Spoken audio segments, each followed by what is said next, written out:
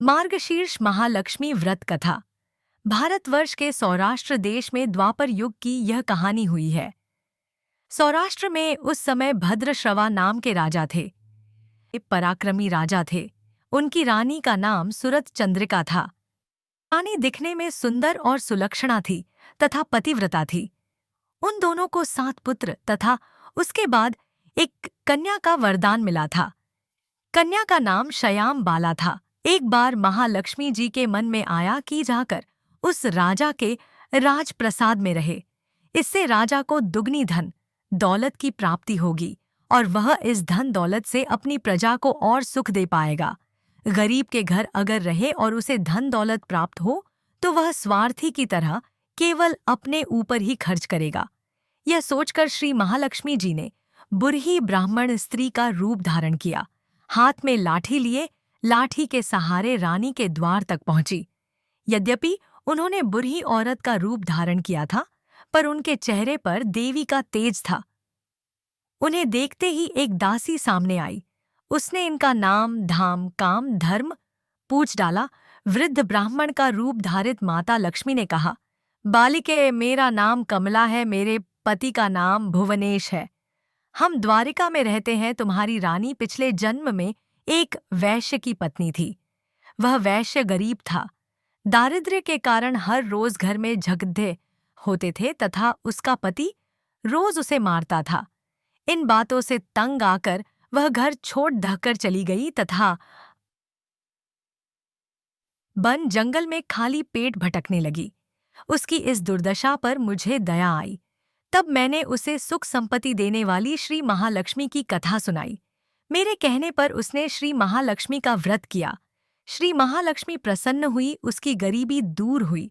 उसका घर संसार दौलत संतति संपत्ति से भर गया। बाद में पति पत्नी दोनों परलोक सिधारे। लक्ष्मी व्रत करने के कारण वे लक्ष्मी लोक में रहे। उन्होंने जितने साल महालक्ष्मी का व्रत किया उतने हजारों साल उन्हें सुख भोग मिला।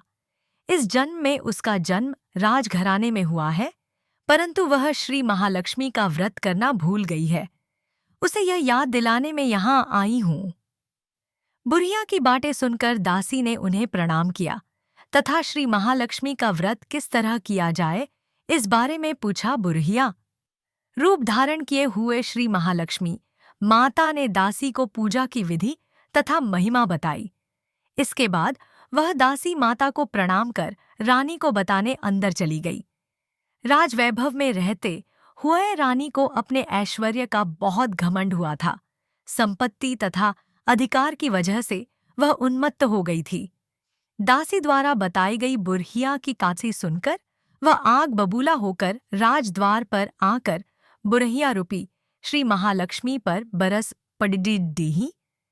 उसे यह मालूम नहीं था कि श्री महालक्ष्मी माता बुढ़िया का रूप धारण किए द्वार तक आई है, परंतु रानी का इस कदर रूख बर्ताव तथा अपना अनादर देखकर माता ने वहां ठहरना ठीक न समझा।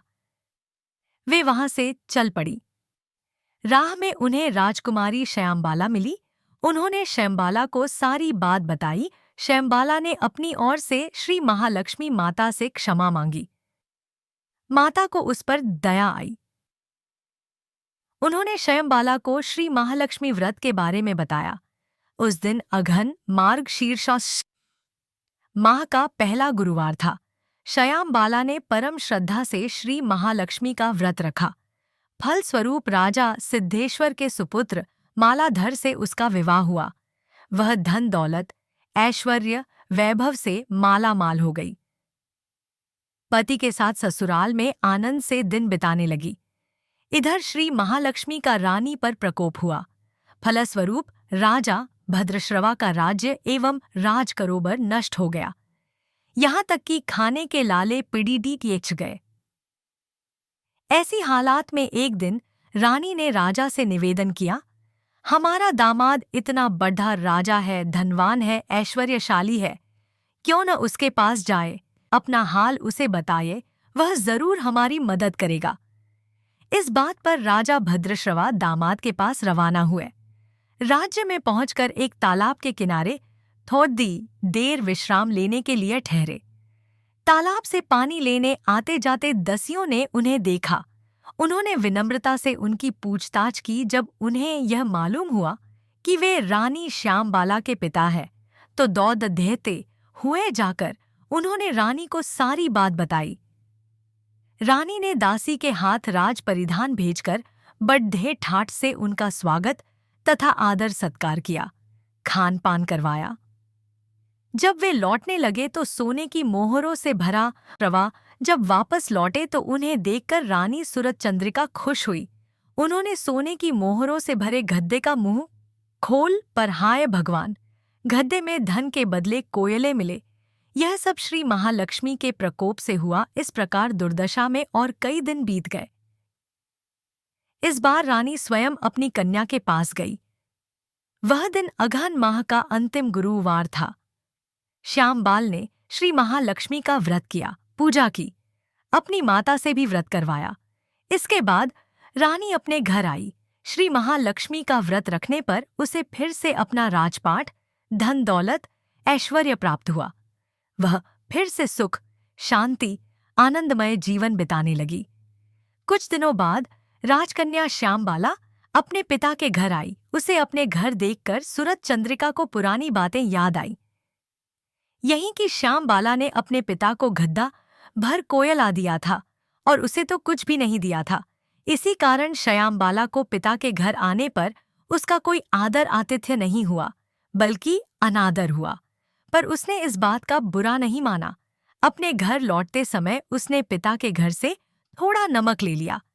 आपने घर लौटने पर उसके पति ने पूछ, अपने मायके से क्या लाई हो? इस पर उसने जवाब दिया, वहां का सार लाई हूं। पति ने पूछा, इसका मतलब क्या हुआ? श्यामबाला ने कहा, थोड़ा धीरज रखे, सब मालूम हो जाएगा। उस दिन श्यामबाला ने सारा भोजन नमक डाले बिना बनाया और परोसा। पति ने खाना चखा। सारा खाना नमक बिना था, इसलिए स्वाद न आया। फिर श्यामबाला ने थाली में नमक डाला, इससे सारा भोजन स्वादिष्ट लगने लगा।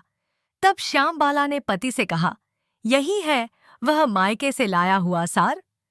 पति को उसकी बात सही लगी। फिर वह दोनों हंसी मजाक करते हुए भोजन करने लगे। कहा गया है कि इस तरह जो कोई श्रद्धा भाव से श्री महालक्ष्मी की पूजा करे, उसे माता की कृपा प्राप्त होती है, सुख, संपत्ति, शांति प्राप्त होती है, सभी मनोकामनाएं पूरी होती हैं। परंतु यह सब प्राप्त होने पर माता की पूजा को भूलना नहीं चाहिए। हर गुरुवार को व्रत पाठ अवश्य करना चाहिए।